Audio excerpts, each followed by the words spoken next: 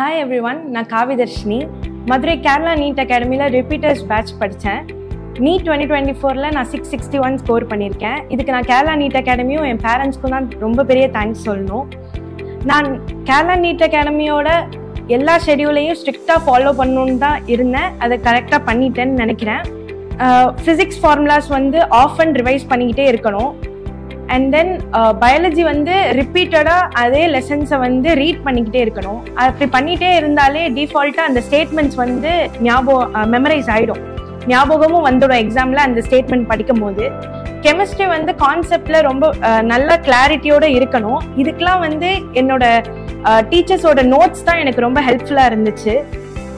கேஎன்ஏ ஜான்வரிலேருந்து April வரைக்கும் நிறைய test வச்சாங்க. அந்த கொஸ்டின் எக்ஸ்போஷர்லாம் எங்களுக்கு ஒரு கான்ஃபிடென்ஸை கொடுத்துச்சு. புது கொஸ்டின்ஸ்லாம் பார்க்கும் போது ஐடியாஸ் இமீடியட்டாக ஸ்ட்ரைக் ஆச்சு.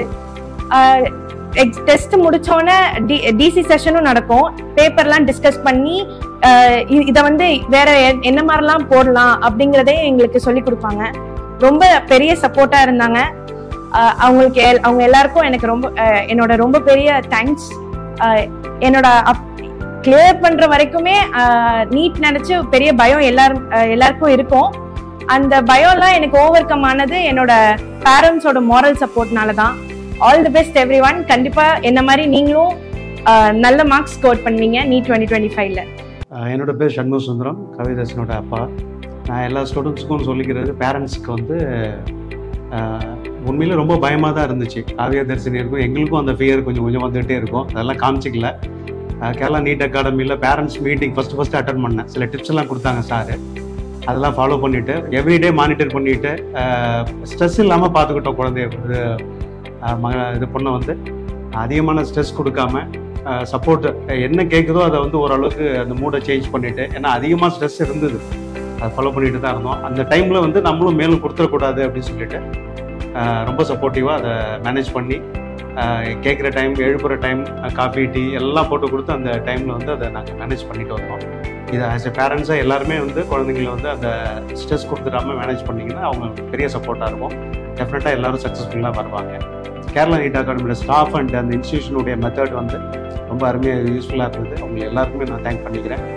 எம்டிலேருந்து, ஸ்டாஃப்லேருந்து, அந்த ஹாஸ்டல் ஸ்டாஃப்லேருந்து எல்லாருமே ரொம்ப சப்போர்ட்டிவாக இருந்தாங்க. கூப்பிட்டு இன்ஃபார்ம் பண்ணுவாங்க. ஒரு நாள் வரலன்னா கூட இன்ஃபார்ம் பண்ணிடுவாங்க ஸ்டூடெண்ட்ஸ் எப்படி இருக்காங்க. அதெல்லாம் ரொம்ப கிளியராக மானிட்டர் பண்ணிட்டு இருந்தாங்க. அந்த சப்போர்ட்டாக அதுக்காக ரொம்ப தேங்க்ஸ் பண்ணிக்கிறேன். எல்லா பேரண்ட்ஸுக்கும் நிறைய அட்மிஷன்ஸ் கொடுத்து சக்ஸஸ்ஃபுல்லாக நீங்கள் போகிறதுக்கு ஒரு பெரிய கிரேட்ஃபுல்லாக இருக்கும். இந்த பிளாட்ஃபார்ம் யூஸ்ஃபுல்லாக இருக்கும், பயன்படுத்திங்க. தேங்க்யூ. ஜென்ரலாக லேட்டாக வந்தால் நான் லேட்டாக தான் ஜாயின் பண்ணேன் கேஎன்ஏல. அந்த பயமும் இருந்துச்சு, நிறைய லெசன்ஸ் முடிஞ்சிருச்சேன்னு. ஆனால் கேஎன்ஏ அதே கிளாஸஸை எனக்கு ரீஷெடியூலும் பண்ணாங்க.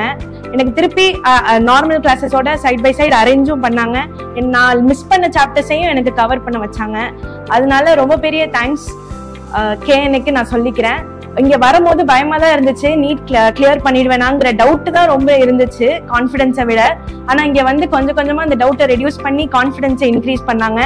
அண்ட் இப்போ கண்டிப்பாக கிளியர் பண்ணதுனால நான் சொல்லுவேன், இல்லைனாலுமே கேஎன்ஏ இஸ் த பெஸ்ட்.